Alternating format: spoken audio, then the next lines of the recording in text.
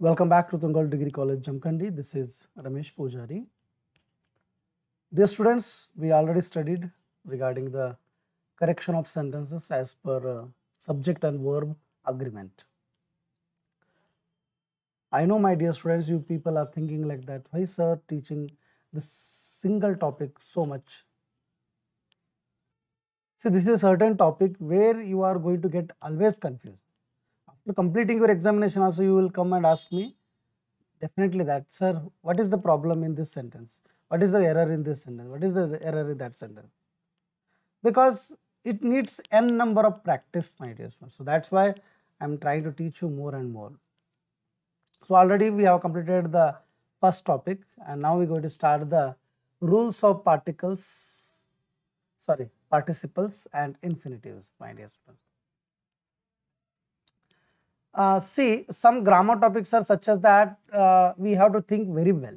ಅವುಗಳನ್ನು ತುಂಬ ಡೀಪಾಗಿ ತಿಳ್ಕೊಳ್ಳೋದು ಭಾಳ ಇಂಪಾರ್ಟೆಂಟ್ ಇರುತ್ತೆ. ಈಗ ನೋಡಿ, no, it is followed by when, why, where, how and infinitive. Infinity ಅಂತಂದರೆ ಏನು ಮೊದಲು ತಿಳ್ಕೊಳ್ಳಿ. ನೋಡಿ, ಈಗ EAT ಈಟ್ ಅಂದರೆ ವರ್ಬ್, ಅದಕ್ಕೆ ನಾನು TO ಟು ಈಟ್ ಅಂತ ಬರೋದು ಇನ್ಫಿನಿಟಿ ಆಯಿತು. ಈಟ್ ಅಂದರೆ ತಿನ್ನು, ಟು ಈಟ್ ಅಂದರೆ ತಿನ್ನಲು. ಅರ್ಥ ಆಯ್ತಾರೆ? S. For example, I know to write a paragraph. So I know to verb no ಆದ್ಮೇಲೆ ಇನ್ಫಿನಿಟಿ ಬರಬಾರ್ದು. ಇದರ ಮಧ್ಯದಲ್ಲಿ ಯಾವುದಾದ್ರೂ ಒಂದು WH ಶಬ್ದ ಬರಬೇಕು. ಇಲ್ಲಿ ಕೊಟ್ಟಿದ್ದಾರೆ ನೋಡಿ. This is the correct sentence, my dear students. Rule number 2, bare. Bare means without. Bare eye, barefoot. ಅದಿಲ್ಲದೆ. Bare infinity ಅಂದರೆ ಇನ್ಫಿನಿಟಿ ಇಲ್ಲದೆ is used after modal auxiliaries such as can, could, may, might, shall, should, will, would, must, dare not, need not. ಇವಾಗೆಲ್ಲಕ್ಕೂ modals ಅಂತ ಕರೀತಾರೆ, ಅಥವಾ auxiliaries ಅಂತ ಕರೀತಾರೆ, ಅಥವಾ ಸಾದಾ ನಾವು ಹೆಲ್ಪಿಂಗ್ ವರ್ಬ್ ಅಂತಲೂ ಕೂಡ ಕರಿತೀವಿ. ಇದಕ್ಕೆ ಅರ್ಥ ಆಯ್ತಾರೆ? ಇವುಗಳು ಇದ್ದರೆ ನಾವು ಟು ಹಚ್ಚೋ ಅವಶ್ಯಕತೆ ಇಲ್ಲ. ಇಲ್ಲಿ ಮಿಸ್ಟೇಕ್ ಆಗಿದೆ. You need not to diligent. So ನೀವು need not to diligent. So to diligent ಬೇಕಾಗಿಲ್ಲ, ಡೈರೆಕ್ಟ್ಲಿ ಡಿಲಿಜೆಂಟ್ ಅಂದರೆ ಸಾಕು. ಅರ್ಥ ಆಯ್ತಾರೆ? ಅಂದರೆ ಇನ್ಫಿನಿಟಿ ಬೇಕಾಗಿಲ್ಲ ಅನ್ನುವಂಥದ್ದು ಮಾತನ್ನು ಹೇಳ್ತಾ ಇದ್ದಾರೆ. ನೆಕ್ಸ್ಟ್ ರೂಲ್ ನಂಬರ್ 3 ಅವಶ್ಯಕತೆ ಇಲ್ಲ. This is no important. ಅದು ಸುಮ್ಮನೆ ನಿಮಗೆ ಅದು ಕನ್ಫ್ಯೂಸ್ ಮಾಡಿದಂಗೆ. ಓಕೆ, ಎಸ್, ಬನ್ನಿ ಈ ಕಡೆ ರೂಲ್ ನಂಬರ್ 4 ನೋಡೋಣ. The conjunction than is followed by a bare infinity. ನೋಡಿ, ಧ್ಯಾನ್ ಏನಾದರೂ ಬಂದರೆ ಬೇರ್ ಇನ್ಫಿನಿಟಿ. ನೋಡಿ, ಒಟ್ಟು ತಿಳ್ಕೊಂಬಿಡಿ, ಇನ್ಫಿನಿಟಿ ಅಂತಂದರೆ ಬರಬೇಕು ಇನ್ಫಿನಿಟಿ ವರ್ಬು. ಬೇರ್ ಇನ್ಫಿನಿಟಿ ಅಂದರೆ ಅದು ಇರಬಾರ್ದು ಅಂತಂದಂಗೆ. ಬೇರ್ means always it says the negation, I mean negative ಹೇಳ್ಕೊಡುತ್ತೆ. she had a better read than to write. she had a better read than a write ಅಂದರೆ ಧ್ಯಾನ್ ಆದಮೇಲೆ ಇನ್ಫಿನಿಟಿ ವರ್ಬ್ ಬರಬಾರ್ದು, ಡೈರೆಕ್ಟ್ಲಿ ವರ್ಬ್ ಬರಬೇಕು ಅಂತ ಹೇಳ್ತಾ ಇದ್ದಾರೆ. ಅರ್ಥ ಆಯ್ತಾರೆ? ಲೆಸ್. So let's move to the ಇನ್ಫಿನಿಟಿದಲ್ಲಿ ಮತ್ತೊಂದು ರೂಲ್ಸ್ ಇದೆ. Rule number 5, but is used as a preposition and preceded by any form of the verb do. Then but is followed with bare infinity. ನೋಡಿ, ಏನಿದೆ, but is used as a preposition. ಅಕಸ್ಮಾತ್ but ಅನ್ನ preposition ಥರ use ಮಾಡಿದರೆ and preceded by any form of the verb do. ಯಾವುದೇ ಥರದ verb ಇರಲಿ, but ಆದರೆ ಇನ್ಫಿನಿಟಿ ಇರಬಾರ್ದು ಅಂತ ಹೇಳ್ತಾ ಇದ್ದಾರೆ. ಅರ್ಥ ಆಯ್ತಾರೆ? he did nothing but to wander ಅಲ್ಲ, just wander. ವಾಂಡರ್ ಬಿಟ್ಟು ವಾಂಡ್ರರ್ಸ್ ಇರಲಿ, ವಾಂಡರಿಂಗ್ ಇರಲಿ, ತಿಳಿತರಿ, ಅದೇನು ಬೇಕಾದಿರಲಿ, ಆದರೆ ಇನ್ಫಿನಿಟಿದಲ್ಲಿ ಇರಬಾರ್ದು ಅಂತ ಈ ರೂಲ್ಸ್ ಹೇಳುತ್ತೆ. ತಿಳಿತರಿ? ಎಸ್. ಬನ್ನಿ ಮುಂದಿನ ರೂಲ್ಸ್ ಆಫ್ ವರ್ಬ್ಸ್ಗಳನ್ನು ತಿಳ್ಕೊಳ್ಳೋಣ ವಿದ್ಯಾರ್ಥಿಗಳೇ. ಅರ್ಥ ಆಯ್ತರಿ? ಸೊ ಈಗಾಗಲೇ ನೀವು ಇದನ್ನು ತಿಳ್ಕೊಂಡಿದ್ದೀರಾ, ಬಟ್ ಕೆಲವೊಂದು ರಿವಿಷನ್ ಆಗ್ತಾ ಇದೆ. ನೋಡಿ, ನಾನು ಎಷ್ಟು ಸಾಧ್ಯ ಇದೆನೋ ಅಷ್ಟು ನನ್ನಿಂದ ನಿಮಗೆ ಎಲ್ಲ ಟಾಪಿಕನ್ನು ಕವರ್ ಮಾಡಬೇಕು. That is my duty. And your duty is to keep them all in your mind, my dear students. ನನಗೆ ಗೊತ್ತು ನಿಮಗೆ ಸದ್ಯ ಕ್ಲಾಸ್ ಡೆಫಿನೆಟ್ಲಿ ಬೋರ್ ಆಗ್ತಾ ಇದೆ. ಅರ್ಥ ಆಯ್ತಾ? ಬಟ್ ಏನು ಮಾಡ್ಲಿಕ್ಕೆ ಆಗಂಗಿಲ್ಲ. ಟ್ರುತ್ ಯಾವಾಗಲೂ ಒಂದು ಸ್ವಲ್ಪ ಸವರ್ ಇರತ್ತದ, ಅದು ತಿಳಿತಾರೆ? ಹಾಂ, ತಿಳಿತಾ? ಸೊ ಅದಕ್ಕೆ ತಿಳ್ಕೊಳ್ಳಿಕ್ಕೆ ಪ್ರಯತ್ನ ಪಡಿ. ರೂಲ್ ನಂಬರ್ 1 ವರ್ಬ್ ಪ್ರಕಾರ ಕೆಲವೊಂದು ರಿಪೀಟ್ ಆಗ್ತಿರ್ತಾವೆ, ಕೆಲವೊಂದು ನಿಮ್ಗೆ ಗೊತ್ತದಾವ, ತಿಳಿತಾರೆ? ಆದರೂ ನಿಮಗೆ ಇದೇ ರೂಲಪ್ಪ ಅಂತ ನಾಳೆ ಎಕ್ಸಾಮ್ದಾಗ ಇದನ್ನು ಕೊಡ್ತಾನೆ, ಅದನ್ನು ಓದಿದ್ಕೊಳ್ಳೋದು ಎಲ್ಲಿ ಮಿಸ್ಟೇಕ್ ಅದ ಅಂತ ಹುಡ್ಕೋಬೇಕು ನೀವು. ಹಂಗೆ ಮೈಂಡ್ದಲ್ಲಿ ನೌನ್, ಪ್ರೊನೌನ್ ಎಲ್ಲ ಪಾರ್ಟ್ಸ್ ಆಫ್ ಸ್ಪೀಚ್ಗಳನ್ನು ನೆನಪು ಮಾಡಿಕೊಂಡು ಎಲ್ಲಿ ರಾಂಗ್ ಇದೆ ಅನ್ನೋದನ್ನು ಐಡೆಂಟಿಫೈ ಮಾಡ್ಕೊಳ್ಳಿಕ್ಕೆ ಪ್ರಯತ್ನ ಪಡಬೇಕು. ಅರ್ಥ ಆಯ್ತಾ ರೀ? Yes. If there are 2 subjects in a sentence, 2 subject ಇದ್ದರೆ, ಇಲ್ಲೊಂದು ಸಬ್ಜೆಕ್ಟ್ ಇದೆ, ಇಲ್ಲೊಂದು ಸಬ್ಜೆಕ್ಟ್ ಇದೆ, ತಿಳಿತಾರೆ? ಇಲ್ಲೊಂದು ಸಬ್ಜೆಕ್ಟ್ ಇದೆ, ಸಾರಿ ಇಲ್ಲಿದೆ ನೋಡಿ. And they are not in the same number, ಅವೆರಡು ನಂಬರ್ಗಳು ಸೇಮ್ ಇರಲ್ಲ. ಅಂದರೆ ಇಲ್ಲೊಂದು ಸಂಖ್ಯೆ ಏಕವಚನ, ಇಲ್ಲಿ ಬಹುವಚನ, ಇಲ್ಲ ಇಲ್ಲಿ 5 ಅಥವಾ ಇಲ್ಲಿ 2, ಹಿಂಗೊಂದು ಸಂಖ್ಯೆ ಚೇಂಜ್ ಇರುತ್ತೆ, ಸಂಖ್ಯೆ ಯಾವುದ್ರದ್ದು ನಾಮಪದದ, in the same number, then we must have to use separate auxiliary such as is, am, are, has, have, was, were, both of them. ನೋಡಿ, ಅವಾಗ ನಾವು ಏನು ಮಾಡಬೇಕು? ಸಪ್ರೇಟ್ ವರ್ಬ್ಗಳನ್ನು ಅಂದರೆ ಆಕ್ಸಿಲರೀಸ್ಗಳನ್ನು, ಹೆಲ್ಪಿಂಗ್ ವರ್ಬ್ಗಳನ್ನು ಉಪಯೋಗಿಸ್ಬೇಕು. For example 5 killed and 2 were harmed, 5 ಜನರನ್ನ ಕೊಂದರು, 2 ಜನರಿಗೆ ನೋವಾಯಿತು, ತಿಳಿತಾ? ಆವಾಗ ಎರಡೂ ಕಡೆ ಹೆಲ್ಪಿಂಗ್ ವರ್ಬ್ ಬರಲಿ. 5 var killed and 2 was harmed, and 2 was harmed. Was ಯಾಕೆ ಬಂತು?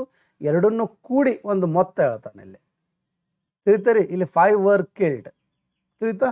ಸೊ ಹೀಗೆ ನಾವೇನು ಮಾಡಬೇಕಾಗುತ್ತೆ? ಎರಡೂ ಕಡೆ ಹೆಲ್ಪಿಂಗ್ ವರ್ಬನ್ನು ಹಚ್ಚಬೇಕಾಗತ್ತೆ, ತಿಳಿತಾರೆ? Yes. Next, a single verb should be made to serve 2 subjects only when the form of the verb is the same form both the subjects. ನೋಡಿ, ಎರಡೂ ಸಬ್ಜೆಕ್ಟ್ಗೆ ವಿದ್ಯಾರ್ಥಿಗಳೇ, ಎರಡೂ ಸಬ್ಜೆಕ್ಟ್ಗೆ single verb should be made to serve 2 subjects. 2 subjects ಇದಾವ. I am 18 years old and my sister 15, ತಿಳಿತಾರೆ? ಎರಡೂ ಕಡೆ ಇಲ್ಲೂ ಸಬ್ಜೆಕ್ಟ್ ಅದ, ಇಲ್ಲೂ ಸಬ್ಜೆಕ್ಟ್ ಅದ. Only when the form of the verb is the same for both of the subjects. ಎರಡೂ ಸಬ್ಜೆಕ್ಟ್ಗೆ ಒಂದೇ ವ್ಯಕ್ತಿಯ ಬಗ್ಗೆ ತೋರಿಸ್ತಾ ಇದ್ದು ಅಂದರೆ for example I am 18 years old and my sister dash 15. I am 18 years old and my sister is 15 ಆಗುತ್ತೆ ವಿದ್ಯಾರ್ಥಿ. ಯಾಕಂತಂದರೆ ಇಲ್ಲಿ ಇರುವಂಥ ಸಬ್ಜೆಕ್ಟ್ ಆಗಲಿ, ಇಲ್ಲಿರುವಂಥ ಸಬ್ಜೆಕ್ಟ್ ಆಗಲಿ, ತಿಳಿತಾರೆ? ಎಲ್ಲ ಒಬ್ಬನೇ ಮಾತಾಡ್ತಾ ಇದ್ದಾನೆ, ತಿಳಿತಾರೆ? ಅವನು ತನ್ನ ಹೊಗಳಿಕೆಯನ್ನು ಮಾಡಿ ತನ್ನಲ್ಲಿರುವಂಥ ಒಂದು ಸಹೋದರಿಯ ಅವಳು ಎಷ್ಟಿದ್ದಾಳೆ, ಅವಳು ಎಷ್ಟು ವಯಸ್ಸಿನವಳಿದ್ದಾಳೆ ಅಂತ ಹೇಳ್ತಾ ಇದ್ದಾನೆ. ಹಂಗಾರೆ ಐ ಆಮ್ 18 years old, ತಿಳಿತಾ? Next, and my sister is 15, not my sister 15, my sister is 15 ಆಗುತ್ತೆ, ತಿಳಿತಾರೆ? Next, rule number 3, 2 auxiliary can be used with one principal verb only when the form of the principal verb is suitable to both the auxiliaries. ಅಂದರೆ ಇಲ್ಲಿ ನೋಡಿ, Mohit never has and never will take such robust measures, ತಿಳಿತಾರೆ? Mohit never has and never will take such robust measures. ಇದು incorrect sentence. ಇದನ್ನು correct ಮಾಡಿದಾಗ Mohit has never taken and never will take such robust measures. ಯಾಕಂತಂದರೆ ಇವು ಎರಡರಲ್ಲೂ ವಿದ್ಯಾರ್ಥಿಗಳು, ಎರಡರಲ್ಲೂ auxiliary ವರ್ಬ್ಗಳು ಬೇರೆ ಬೇರೆ ಅದಾವೆ. ಇಲ್ಲಿ ಹ್ಯಾಸ್ ಅದ, ಇಲ್ಲಿ ವಿಲ್ ಅದ. ಯಾಕಂತಂದರೆ ಇದು ಪ್ರೆಸೆಂಟ್ ಪರ್ಫೆಕ್ಟ್ ಆಗುತ್ತೆ, ಇದು ಫ್ಯೂಚರ್ನಲ್ಲಿ ಬರುತ್ತೆ. ಈಗ ಆದಮೇಲೆ ಮುಂದಿನ ಸಂದರ್ಭ ಬೇರೆ ಆಗುತ್ತೆ. ಅಂದರೆ 2 auxiliary can be used one principal verb, ಒಂದು ಆಗಿದ್ದು only when the form of the principal verb is suitable to the both the auxiliaries. ಎರಡೂ ಕಡೆ ಅದು ತಿಳ್ಕೋಬೇಕು, ಅರ್ಥ ಆಗಬೇಕು. ಇಲ್ಲೂ ನೋಡಿ, Mohit never has and never will take, ನೋಡಿ ತಪ್ಪಾತದು, ತಿಳಿತಾ? ಯಾಕಂತಂದರೆ ಇಲ್ಲಿ ಹ್ಯಾಸ್ ಬಂದಿದ್ದಾರೆ, ಮುಂದೆ ಏನು ಬರಬೇಕು? V3 ಬರಬೇಕು ವರ್ಬು. ಇಲ್ಲಿ V3 ಬಂದಿದೆ ನೋಡಿ. ಇಲ್ಲಿ ಏನು ಮಾಡಿಬಿಟ್ಟಾನೆ? ಎರಡೂ ಕಡೆ ಕೂಡಿ ಒಂದೇ ವರ್ಬ್ ಟೇಕ್ ಹಚ್ಚಿದ್ದಾನೆ, ಬರಲ್ಲ, ತಿಳಿತಾರೆ? Next, rule number 4, see, smell, feel, hear, notice, recognise verbs are not used in continuous form. ಇಂಥವುಗಳನ್ನು ನಾವು ಜಾಸ್ತಿ ಕಂಟಿನ್ಯೂ ಟೆನ್ಸ್ನಲ್ಲಿ ಯೂಸ್ ಮಾಡಬಾರ್ದು. ಐ ಆಮ್ ಫೀಲಿಂಗ್, ತಿಳಿತಾ? I am feeling. ಈಗ ಫಾರ್ ಎಕ್ಸಾಂಪಲ್ ಯಾರೋ ಒಬ್ಬರು ನಿಮ್ಗೆ ಏನೋ ಒಂದು ವಿಷಯವನ್ನು ಹೇಳಿದ ಕೂಡಲೇ I am feeling hurt, I am feeling pain ಅಂತಲ್ಲ, ಹಂಗೆ ಐ ಫೀಲ್ ಅನ್ಬೇಕು. ಯಾಕಂತಂದರೆ ಇವು ಸ್ಟೇಟ್ ಹೇಳ್ತಾವೆ, ಸ್ಥಿತಿಯನ್ನು ಹೇಳುವಂಥ ಶಬ್ದಗಳು, ಸ್ಥಿತಿ. The flower is smelling sweet ಅಲ್ಲ, ದ ಫ್ಲವರ್ ಸ್ಮೆಲ್ಸ್ ಸ್ವೀಟ್. ಅಂದರೆ ಈ ಎಲ್ಲ ವರ್ಬ್ಗಳನ್ನು 90 to 99% ಒಂದು ಸಿಂಪಲ್ ಪಾಸ್ಟ್ದಲ್ಲಿ ಹೇಳಬೇಕು, ಇಲ್ಲಪ್ಪ ಅಂದರೆ ಸಿಂಪಲ್ ಪ್ರೆಸೆಂಟ್ದಲ್ಲಿ ಹೇಳಬೇಕು. ನೆನ್ಪಿಟ್ಕೊಂಬೇಡಿ, ಅದನ್ನು ಕಂಟಿನ್ಯೂ ಪರ್ಫೆಕ್ಟ್ನಲ್ಲಿ ಹೇಳಬಾರ್ದು, ತಿಳಿತಾರೆ? ಅಂದರೆ ಸಿಚುವೇಶನ್ ಮೇಲೆ ಹೋಗುತ್ತಾರೆ ಅದು. ಬಟ್ 90% ಇವುಗಳನ್ನು ಯಾವಾಗಲೂ ಕಂಟಿನ್ಯೂ ಟೆನ್ಸ್ನಲ್ಲಂತೂ ಮಾಡಲ್ಲ, ತಿಳಿತಾ? Okay, next, The past tense in the main clause may be followed by any tense after the conjunction than in the subordinate clause. ಅಂದ್ರೆ ಅರ್ಥ ಇಲ್ಲಿ if he is rich he would buy a car. If he were rich he would buy a car. ಯಾಕಂತಂದ್ರೆ ಇಲ್ಲಿ if ಬಂದಿದ್ದಕ್ಕೆ if he var rich ಯಾಕಾಯ್ತಂದ್ರೆ ಹಿ ಅನ್ನೋವನು ಅವರಲ್ಲಿನೇ ಒಬ್ಬನೇ ಆಗಿರ್ತಾನೆ. If he is rich he would by A car. If he var rich he would by A car. ಯಾಕಂತಂದ್ರೆ if ಅನ್ನುವಂಥ condition ಏನು ಕೊಡುತ್ತೆ, ಅವನು ಅವರಲ್ಲಿ ಒಬ್ಬನವನಾಗಿದ್ದರೆ ಅಂತ ಅಂದಾಗ ಅದು ಬಹುವಚನ ಆಗುತ್ತೆ. ಅದಕ್ಕೆ ಇಲ್ಲಿ ವರ್ ಬರಬೇಕು. For example if I var ಅಂತ ನೀವೆಲ್ಲರೂ ಕೇಳಿರ್ತೀರ.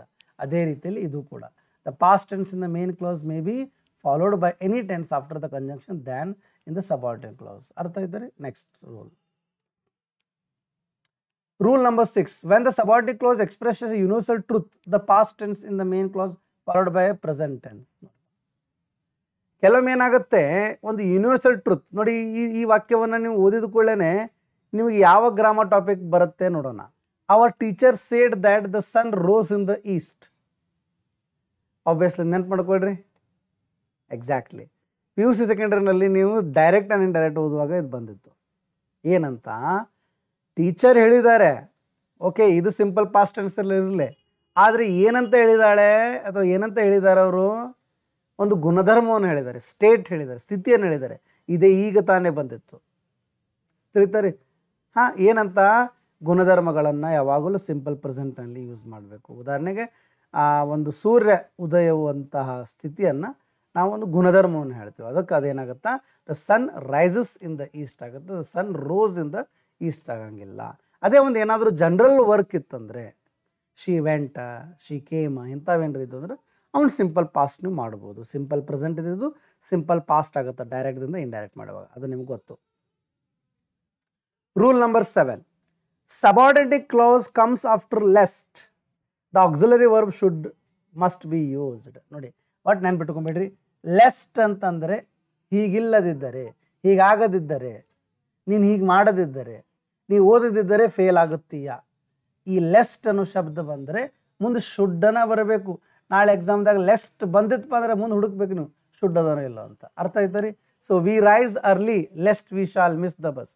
ನಾವು ಬೇಗನೆ ಹೇಳಬೇಕು, ಇಲ್ಲದಿದ್ದರೆ ನಾವು ಬಸ್ಸನ್ನು ಏನಾಗ್ತೀವಿ, ಮಿಸ್ ಮಾಡ್ಕೋತೀವಿ. ಹಂಗಾರೆ ಇಲ್ಲಿ ವಿ ಶಾಲ್ ಬರಬಾರ್ದು, ವಿ ಶುಡ್ ಬರಬೇಕು. ನೆನ್ಪಿಟ್ಕೊಂಡ್ಬಿಟ್ರಿ. ಬಟ್ ಈ ಲೆಸ್ಟ್ ಎಲ್ಲ ಕಡೆ ಒಂದು ಹಿಂಟ್ ಇರುತ್ತೆ ನಿಮಗೆ, ತಿಳಿತೀರಿ?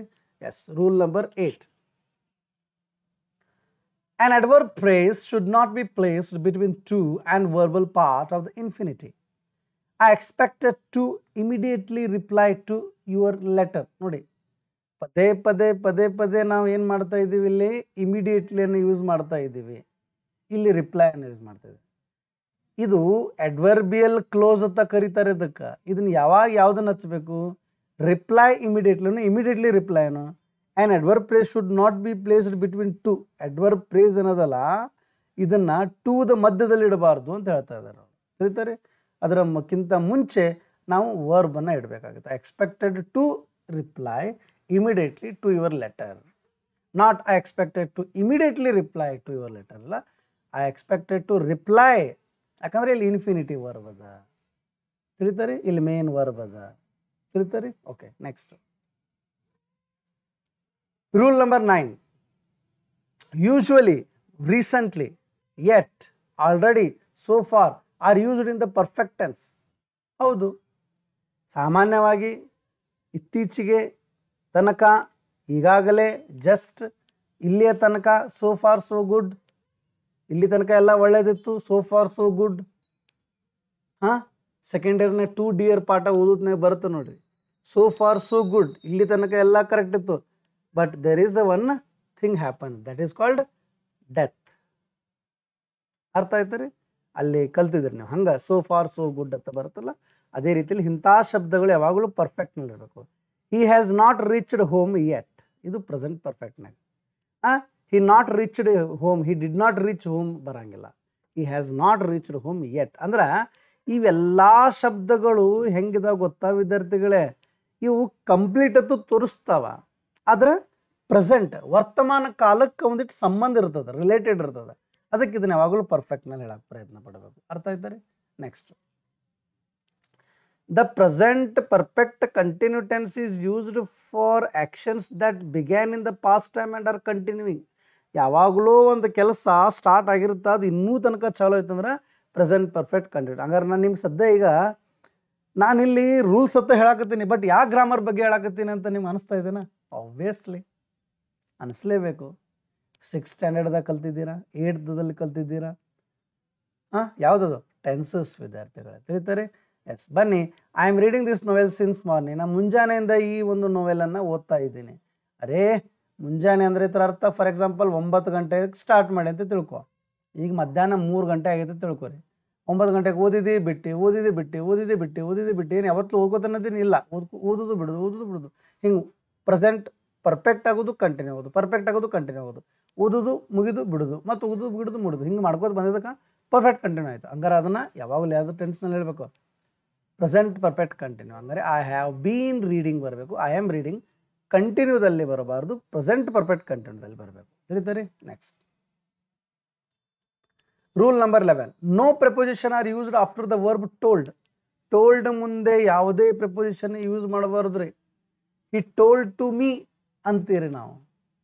ಹಿ ಟೋಲ್ಡ್ ಮೀ ಡೈರೆಕ್ಟ್ಲಿ ಸಾಕು. ತಿಳಿತಾ? ಇನ್ನು ಮುಂದಿಂದೆಲ್ಲ ಓದೋ ಅವಶ್ಯಕತೆ ಏನಿಲ್ಲ. Next, a verb tell should be used an object. ಟೆಲ್ಲನ್ನು ನಾವು ಆಬ್ಜೆಕ್ಟ್ನಾಗ ಯೂಸ್ ಮಾಡ್ಕೋಬೋದು. ಹೆಂಗೆ? He told that he had passed in the test. He told me that, ನೋಡಿ ಆಬ್ಜೆಕ್ಟ್ನಲ್ಲಿ ಅಂದರೆ ಅದರ ಅರ್ಥ ಡೈರೆಕ್ಟ್ದಿಂದ ಇಂಡೈರೆಕ್ಟ್ ಮಾಡೋದನ್ನ ಯೂಸ್ ಆಗುತ್ತೆ. He told me that he had passed in the test. ತಿಳಿತಾರೆ? ಸೊ ಅಂದ್ರೆ ಅರ್ಥ ನಾನೇನು ಹೇಳ್ತಾ ಇದ್ದೀನಿ, ಟೆಲ್ಲನ್ನು ಯಾವಾಗಲೂ ಇಂಡೈರೆಕ್ಟ್ ಮಾಡುವಾಗ ಯೂಸ್ ಮಾಡ್ತೀವಿ. Next rule number 13. Since is followed by the simple past tense, since is preceded by the present perfect. Followed by ಅದರ ಮುಂದೆ ಏನು ಬರ್ತದ? ಸಿಂಪಲ್ ಪಾಸ್ಟ್ ಟೆನ್ಸ್ ಬರ್ತದ. ಅದರ ಹಿಂದೆ ಏನು ಬರ್ತದ? ಪ್ರೆಸೆಂಟ್ ಪರ್ಫೆಕ್ಟ್ ಬರ್ತದ. ಪ್ರಿಸೀಡೆಡ್ ಬೈ, ಅದು ಪ್ರೀ ಅಂತಂದ್ರೆ ಇದು ಪ್ರೀ, ಇದು ಮೊದಲು ಬಂದದ. ಫಾಲೋಡ್ ಬೈ ಅದರ ಹಿಂದೆ ಬಂದದ. I have not seen him since he left India. ಹಂಗಾರೆ ಇದು ಸಿನ್ಸ್ ಅನ್ನೋದು ಯಾವಾಗಲೂ ಈ ಥರ ಒಂದು ಟೈಮ್ ಬಂದಿದ್ರೆ ಇದು ಪ್ರೆಪೋಸಿಷನ್ ಇರುತ್ತೆ. ಏನಿರ್ತದ? ಪ್ರೆಪೋಸಿಷನ್. ಫಾರ್ ಎಕ್ಸಾಂಪಲ್ ಇದು ಈಗ ಒಂದು ವಾಕ್ಯ ಇತ್ತು ನೋಡಿರಿ, ಎಲ್ಲದ? ಸಿನ್ಸ್ ಮಾರ್ನಿಂಗ್ ಇಲ್ಲದ ನೋಡಿ, ತಿಳಿತಾ? ಅದು ಟೈಮ್ ಅದು. ಓಕೆ, ಸೊ ನಾವು rules number 14. Present perfect tense is used. Present perfect ಅಂತಂದರೆ ಗೊತ್ತಾಗಬೇಕು. Has a, have a, V3 verb is not used with the adverbs of past time like in 1990, yesterday. Here past indefinite tense is used. ನೋಡಿ ಈಗ ಕೇಳ್ರಲೆ, I lost my car, ಇದು ಕರೆಕ್ಟಾ? ನೋಡೋಣ ಯಾರು think ಮಾಡ್ತೀರ. ತಪ್ಪು ವಿದ್ಯಾರ್ಥಿಗಳೇ. ಇದು ಐ ಲಾಸ್ಟ್ ಮೈ ಕಾರ್, ನಿನಗೆ ಕಾರ್ ಕಳೆದದ, ನಿನ್ನ ಕಾರು ಕಳೀತು. ನಿನಗೆ ಪಕ್ಕ ಕಳೆದದಂತ ಈಗ ಸದ್ಯ ಗೊತ್ತದೇನ? ಇಲ್ಲ. ಯಾವಾಗ ಪಕ್ಕ ಕಳೆದದಂತ ಗೊತ್ತಾಗುತ್ತೋ ಅದು ಯಾವಾಗ ಕಳೆದದ ಅನ್ನೋದು ನೀ ಹೇಳ್ತಿ. ನಾನು ನಿನ್ನೆ ನನ್ನ ಕಾರನ್ನು ಕಳ್ಕೊಂಡ್ಬಿಟ್ಟಿದ್ದೆ. ಹಂಗಾದ್ರೆ ಕಳೆದುಕೊಂಡಿದ್ದು ಎಲ್ಲಿವರೆಗೆ ಗೊತ್ತಿರುವುದಿಲ್ಲೋ ಅದನ್ನ ಪ್ರೆಸೆಂಟ್ ಪರ್ಫೆಕ್ಟ್ನಲ್ಲಿ ಹೇಳಬೇಕು. I have lost my car. ಅರ್ಥ ಆಯ್ತು ರೀ? I have lost my car until you know exactly that you have lost when and have you lost exactly. ನಿಜವಾಗಿಯೂ ಎಲ್ಲ ನಿಜವಾಗಿಯೂ ಕಳ್ಕೊಂಡ್ಬಿಟ್ಟ ಅಂದರೆ ಹುಡುಕ್ತೀಯ, ಒಂದು 2 ದಿನ ಹುಡುಕ್ತೀಯ, ಕಡೆಗೆ ಸಿಗಲಿಲ್ಲಪ್ಪ ಅಂದ್ರೆ ಅವಾಗ ನೀನೇನು ಡಿಸಿಷನ್ ತಗೋತೀಯ? ಎಸ್, ನಾನು ಮೊನ್ನೆ ಕಾರನ್ನು ಕಳೆದುಕೊಂಡಿದ್ದೆ. ಯಾವಾಗ ನಿನ್ಗೆ ಗೊತ್ತಾಗುತ್ತೋ ನನಗೇನು ಸಿಗುವುದಿಲ್ಲ ಆ ಕಾರು ಅಂತ, ಅವಾಗ ನೀನೇನು ಮಾಡ್ತೀಯ? ಟೈಮ್ ಹಚ್ತೀಯ. ಅಲ್ಲಿ ಏನು ಹಚ್ತೀಯ? I lost my car yesterday ಅಂತ. ಯಾವಾಗ ಟೈಮನ್ನು ಹಚ್ತೀವೋ ಅದು ಸಿಂಪಲ್ ಪಾಸ್ಟ್ ಟೆನ್ಸ್. ಎಲ್ಲಿವರೆಗೆ ಟೈಮ್ ಹಚ್ಚಲ್ವೋ ಅಲ್ಲಿವರೆಗೆ ಪ್ರೆಸೆಂಟ್ ಪರ್ಫೆಕ್ಟ್ ಟೆನ್ಸ್. ತಿಳಿತಾರೆ? ಹಾಂ. ಸೊ ಹೀಗೆ ನಾವು ಯಾವಾಗ ಸಿಂಪಲ್ ಪಾಸ್ಟ್, ಈಗ ನೋಡಿ I have bought a bike yesterday, I have bought a bike yesterday. ನಂಗೆ ಟೈಮ್ ಗೊತ್ತದ, ನನಗೆ ಗೊತ್ತಿದ್ರೆ ಮತ್ತೆ ಯಾಕೆ ಪ್ರೆಸೆಂಟ್ ಪರ್ಫೆಕ್ಟಾಗಿ ಹೇಳ್ತೀಯ? ಹಾಂ, ಸಿಂಪಲ್ ಪಾಸ್ಟ್ನಾಗ ಹೇಳ್ಬೇಕು. ತಿಳಿತಾರೆ? Yes sir. ಹಂಗಾರೆ ಪಾಸ್ಟ್ ಪರ್ಫೆಕ್ಟ್ನಾಗ ಯಾವಾಗ ಹೇಳ್ಬೇಕಿರತ್ತೆ ಅನ್ಬೋದು. ಏನೋ ಕಳ್ಕೊಂಡಿದ್ದೆ, ಅದಕ್ಕಿಂತ ಮುಂಚೆ ಮತ್ತೊಂದೇನೋ ಕಳ್ಕೊಂಡಿದ್ದೆ ಅಂದ್ರೆ ಅದಕ್ಕಿಂತ ಹಿಂದಿನ ಸಮಯ ಆಯ್ತಲ್ಲ, ಅದು past perfect. She had told me that she had told me that she lost a car that day. ತಿಳಿತರಿ ಆ ಥರ. Okay, next see I tell you one thing, ಇದು ಒಂಥರ ಗ್ಯಾಂಬ್ಲಿಂಗ್ ಇದ್ದಂಗೆ ಇದೆಯಲ್ಲ ಗ್ರಾಮರ್ ಅಂದರೆ. ತಿಳಿತರಿ, ನೀವು ಎಷ್ಟು ಆ್ಯಕ್ಟಿವ್ ಆಗಿರ್ತೀರೋ ಅಷ್ಟು ತಿಳಿತದ, ಇಲ್ಲ ಅಂದರೆ ನಿಮ್ಗೆ ತಿಳಿಯಲ್ಲ. ಮತ್ತು ಇನ್ನೊಂದು ಹೇಳ್ತಾ ಇದ್ದೀನಿ, ನೀವು ಏನೇನು ತಪ್ಪು ಮಾಡಿರ್ತೀರ 10th PUC degree first sem second sem, ಇಲ್ಲೆಲ್ಲ ಗ್ರಾಮರ್ದಲ್ಲಿ ನೀವು ಎಲ್ಲಿ ನಿಷ್ಕಾಳಜಿ ಮಾಡಿದ್ದೀರಾ, ಸುಮ್ಮನೆ ಎಕ್ಸಾಮ್ಗೋಸ್ಕರ ಅಂತ ಏನು ಓದಿದ್ದೀರಾ, ಅದೆಲ್ಲ ಇಲ್ಲಿ ಎಫೆಕ್ಟ್ ಆಗುತ್ತೆ ಎಕ್ಸಾಮ್ದೆ. ತಿಳಿತಾರೆ, ಅದನ್ನು ಅಟ್ಲೀಸ್ಟ್ ಈಗಿನಂದ್ರೂ ಇನ್ನು ಮುಂದಾದರೂ ಅದನ್ನು ಮಾಡೋಕ್ಕೆ ಹೋಗಬೇಡಿ. ತಿಳಿತಾ ನಾನು ಹೇಳ್ತಾ ಇರೋದು. ಈ ಟಾಪಿಕನ್ನು 2ನೇ ಕ್ಲಾಸ್ದಲ್ಲಿ ಮುಗಿಸ್ಲಿಕ್ಕೂ ನನಗೂ ಬರ್ತಿತ್ತು, but I don't want to do like that. At least ಒಬ್ಬರಾದರೂ ನಿಮ್ಮ ಮೇಲೆ ಒಂದು ಮುಂದೆ ಹಿಂಗಿದೆ ಈ ಥರ ತಪ್ಪನ್ನು ಮಾಡಬೇಡಿ ಅನ್ನೋರು ಭಾಳ ಜನ ಇರ್ತಾರೆ, ಇಲ್ಲ ನನಗೆಲ್ಲ ಎಲ್ಲ ಟೀಚರ್ಸು ಅದು ಕೆಲಸ ಮಾಡ್ತಾರೆ. ಬಟ್ ನನ್ನ ಸಬ್ಜೆಕ್ಟ್ ಮೇಲೆ ನಾನು ಅದನ್ನ ಕೆಲಸ ಮಾಡಲಿಕ್ಕೆ ಪ್ರಯತ್ನ ಪಡ್ತಾ ಇದ್ದೀನಿ. ನೀವು ಏನಾದರೂ ಈಗಲೇ ಚೇತರಿಸ್ಕೊಳ್ಳದಿದ್ದರೆ ಮುಂದೆ ಫ್ಯೂಚರ್ದಲ್ಲಿ ನೀವು ಯಾವುದೇ ಪರೀಕ್ಷೆ ಇರಲಿ ಅಲ್ಲಿ ಇಂಗ್ಲೀಷ್ದಲ್ಲಿ ಹೋದರೆ ಇದೇ ಇರುತ್ತೆ. But question type of questions are different. Close test ಅಂತ ಬರ್ತಾವ, ಹಿಂಗೆ ಬೇರೆ ಬೇರೆ ಬೇರೆ ಬರ್ತಾವೆ. ಈಗ ಉದಾಹರಣೆಗೆ ಹಿಂಗೆ ಕೊಟ್ಬಿಡ್ತಾನೆ, ಇದನ್ನ ಏನಂತ ಕೊಡ್ತಾನೆ ಎಕ್ಸಾಮ್ದಲ್ಲಿ ನೋಡಿ. ನಿಮ್ಮ ಎಕ್ಸಾಮ್ ಈಗ ಸದ ಡಿಗ್ರಿ ಎಕ್ಸಾಮ್ ಅಂತೂ ಭಾಳ ಈಸಿ, ತಿಳಿತಾ. ಡಿಗ್ರಿ ಎಕ್ಸಾಮ್ದಲ್ಲಿ ಏನು ಮಾಡ್ತಾನೆ, ಇದನ್ನು ಕೊಡ್ತಾನೆ, ಹಿಂಗೆ ಈ ವಾಕ್ಯ ಕೊಡ್ತಾನೆ, ಎಲ್ಲಿ ತಪ್ಪದ ಅಂತ ಹೇಳ್ತಾನೆ ನಾವು. ಆವಾಗ ನೀವು ಗೊತ್ತಾಗಬೇಕು, ಅರೇ ಟೈಮ್ ವರೆಗೆ ಗೊತ್ತದ, ಇದನ್ನು ಪ್ರೆಸೆಂಟ್ ಪರ್ಫೆಕ್ಟ್ ಮಾಡ್ಯಾರು, ಇದನ್ನು ಕರೆಕ್ಟ್ ಮಾಡ್ಬೇಕಂತ. ತಿಳಿತಾರೆ. ಆದರೆ ನಾಳೆ ಎಕ್ಸಾಮ್ನಾಗ ಏನು ಮಾಡಿಬಿಡ್ತಾನವ, ಇದನ್ನಷ್ಟೇ ಅಂಡರ್ಲೈನ್ ಮಾಡ್ತಾನೆ. ಅಂಡರ್ಲೈನ್ ಮಾಡಿ ಆಪ್ಷನ್ ABCD ಮಾಡ್ತಾನೆ. ಇದನ್ನು ಹ್ಯಾವ್ ಬಾಟನ್ನು had but, were but, is bot, no improvement ಅಂತ ಕೊಡ್ತಾನೆ. ನೋ ಇಂಪ್ರೂವ್ಮೆಂಟ್ ಅಂತ ಕೊಡ್ತಾನೆ. ಆಪ್ಷನ್ E ಇನ್ನೊಂದು ಕೊಡ್ತಾನೆ, ಬೇರೆ ಬಾಟ್ ಅಂತ. ನೋಡಿ, had bought, was bought, is bot, no improvement, bought. ಈ 4ರಲ್ಲಿ ಯಾವುದು ಇಂಪಾರ್ಟೆಂಟ್, ಯಾವುದು ಆಪ್ಷನ್ ಬರುತ್ತೆ ಇಲ್ಲ ಅಂತ ನೀವು ಇದನ್ನು ನೋಡಿದ ಕೂಡ ಗೊತ್ತಾಗಬೇಕು, ಇದು ಬಾಟ್ ಬರ್ತದ ಅಂತ. ತಿಳಿತಾರೆ. ನೋಡಿ, ನಾನು ಕಲಿಸ್ಲಿಕ್ಕತ್ತಿದ್ದು ಕರೆಕ್ಷನ್ ಆಫ್ ಸೆಂಟೆನ್ಸಸ್, ಬಟ್ ನಾನು ನಿಮಗೆ ಇಲ್ಲಿ ಕೇಳಿದ ಕ್ವಶನು MCQ. ಇದು ಯಾರು MCQ ಪರ್ಫೆಕ್ಟಾಗಿ ಗೊತ್ತಿದ್ದನು, ಯಾರಿಗೆ ಈ ಥರ ವಾಕ್ಯ ಮಾಡ್ಲಿಕ್ಕೆ ಬರ್ತದೋ ಅವ್ರಿಗೇ ನಾಳೆ IAS KS ಎಕ್ಸಾಮ್ದಾಗ essay ಬರಲಿಕ್ಕೆ ಬರ್ತದೆ, PSIದಾಗ essay ಬರೋಕ್ಕೆ ಬರ್ತದೆ. Because while writing he has to use this kind of sentences. If he knows very well these kind of sentences, how to write, then only he can express his view regarding a certain topic as good as possible. I hope you are understanding. Next.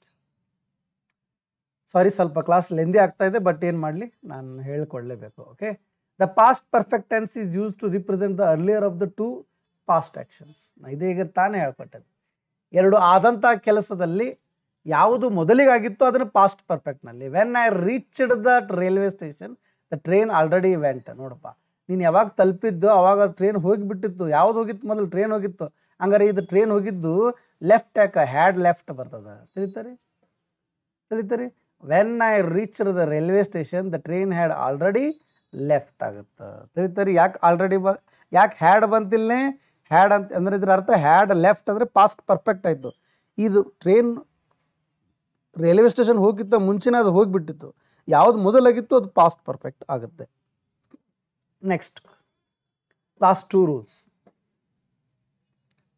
Modal auxiliaries are not used together, but 2 auxiliaries can be connected by a conjunction.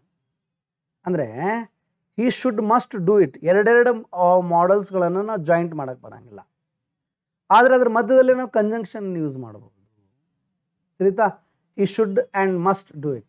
he should and must. ತಿಳಿತಾರೆ? ನೀವು must and should ಅಂತದ್ರಲ್ಲ ಆ ಥರ. ತಿಳಿತಾರೆ? Okay, next. ಅಕಸ್ಮಾತ್ ಸಿನ್ಸನ್ನು beginning use ಮಾಡಿದರೆ the sentence will be follows. ಈ ಥರ ಇರುತ್ತೆ. ಅಂದರೆ ಸಿನ್ಸ್ ಕೊನೆಗೆ ಬಂದರೆ ಪ್ರೆಪೋಸಿಷನ್ ಇರುತ್ತೆ, ನೆನ್ಪಿಟ್ಟುಕೊಳ್ಳಿ ವಿದ್ಯಾರ್ಥಿಗಳೇ. ತಿಳಿತಾ? ಸಿನ್ಸ್ ಮೊದಲಿಗೆ ಬಂತಂದರೆ ಅದು ಕಂಜಂಕ್ಷನ್ ಇರುತ್ತೆ. ಇಲ್ಲಿ ಸಿನ್ಸ್ ಅಂದರೆ ಅರ್ಥ ಕನ್ನಡದಲ್ಲಿ ದಿಂದ. ಇಲ್ಲಿ ಕಂಜಂಕ್ಷನ್ನಲ್ಲಿ ಸಿನ್ಸ್ ಬಂತಂದರೆ ಆದ್ದರಿಂದ, ಹಾಗಾಗಿ. Since you are good girl, since you are good boy, since you are good student, I teach this. ಅರ್ಥಾತ್ ನೀವು ಹೀಗಿರುವುದಕ್ಕಾಗಿ, ಆದ ಕಾರಣ, ಹಾಗಿರುವುದಕ್ಕಾಗಿ, ಈ ಥರ sense. Since he joined the army he has not taken any leave. ಅವನು ಆರ್ಮಿಗೆ ಸೇರಿದ್ದರ ಕಾರಣಕ್ಕಾಗಿ ಇದರಿಂದ ಆತ ಯಾವುದೇ ರಜೆನೇ ತಗೊಳ್ಳ. After since simple past tense is used. Since ಆದಮೇಲೆ ಯಾವಾಗಲೂ ಸಿಂಪಲ್ ಪಾಸ್ಟ್ ಇರಬೇಕು. ಹೇಳ್ತೀರಿ? ತಿಳಿತಾರೆ ನಾನು ಹೇಳ್ತಾ ಇರೋದು. ಈ ಥರ ನಾವು ವರ್ಬ್ಗಳನ್ನು ತಿಳ್ಕೊಂಡಿವಿ. ಐ ಆಮ್ ಸಾರಿ, ನಾನು ನಿಮ್ಗೆ ಸ್ವಲ್ಪ ಯಾಕೋ ಭಾಳ ತಲೆ ಕೆಡಿಸ್ತಾ ಇದ್ದಾನೆ ಅನಿಸುತ್ತೆ. ಬಟ್ ನಾನೇನು ಮಾಡಲಿ, ಹಿಂಗೆ ಇದೆ ಅದು. ತಿಳಿತಾ? ಇವು ಐಡೆಂಟಿಟೀಸ್ ಇದ್ದಂಗೆ ಮ್ಯಾಥಮೆಟಿಕ್ಸ್ದಾಗ. ತಿಳಿತಾ? A into m plus a into n is equal to a into m into n ಅಂತ ಹಿಂಗೆ ಏನೇನೋ ಅಂತಿರ್ತಿಲ್ಲ ನೀವು, ಐಡೆಂಟಿಟೀಸ್ ಮ್ಯಾಥಮೆಟಿಕ್ಸ್ನಾಗ ಬರ್ತಾವಲ್ಲ, ಆ ಥರನೇ ಇದು ಈ ಥರ ಇದ್ದಂಗೆ. ಇವುಗಳನ್ನು ಓದಿ ತಿಳ್ಕೊಳ್ಳಿ, ಪ್ರಾಕ್ಟೀಸ್ ಮಾಡಿ. ಎಷ್ಟು ಪ್ರಾಕ್ಟೀಸ್ ಮಾಡ್ತಾರೋ ಅಷ್ಟು ನಿಮ್ಗೆ ಒಳ್ಳೆಯದು. ತಿಳಿತಾ? Bye my dear friends, all the best.